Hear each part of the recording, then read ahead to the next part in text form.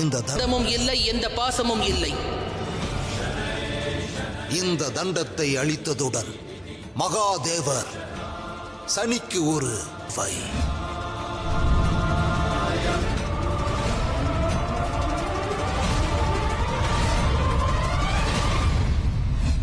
ஆராய்ந்துவிடும். அதன் பிறகு அவரது கர்மத்தின் படி அவருக்குரிய பலனை அளிக்கும். பார்வையினால் காலத்தை கடந்தும் பார்க்க இயலும் என்றும்,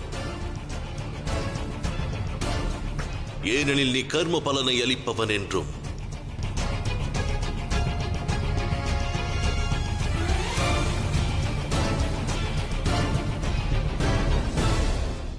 சனி,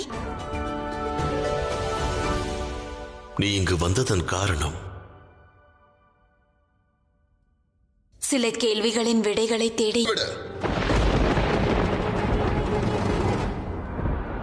தேவேந்திரா, நான் எப்பொழுதும் கெட்ட செய்தியோடு தான் வருவேன். ஆனால் நான் இம்முறை கூற அனைத்து பிரச்சனைகளையும் தீர்க்கலாம்.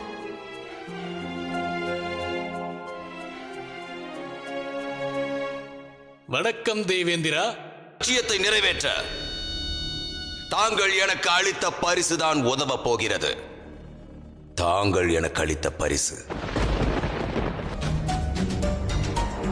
அவர்தான் என்னுடைய இறுதி ஆயுதம், 10 தலை ராவணன்.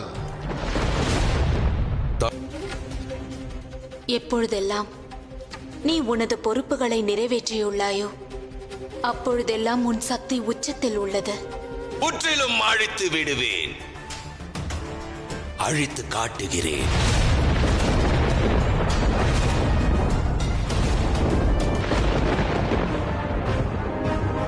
நீ அப்படி உனது கடமையை நிறைவேற்றும் பொழுது இந்த 2இல் 1 நிச்சயம் அழிந்துவிடும்.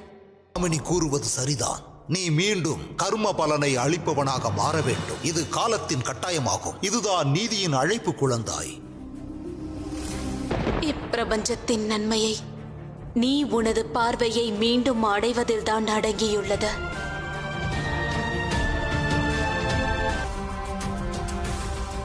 நீ மீண்டும் தண்டனை அளிப்பவனாக மாற வேண்டும். நீ நீதி வழங்குபவனாக ஆக வேண்டும். ஆம் சனி, நீ மீண்டும் தண்டனை அளிப்ப.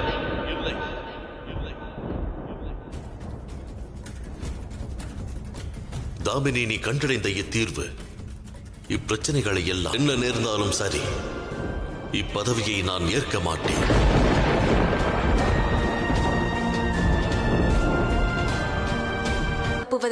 இந்த தீய பார்வையில்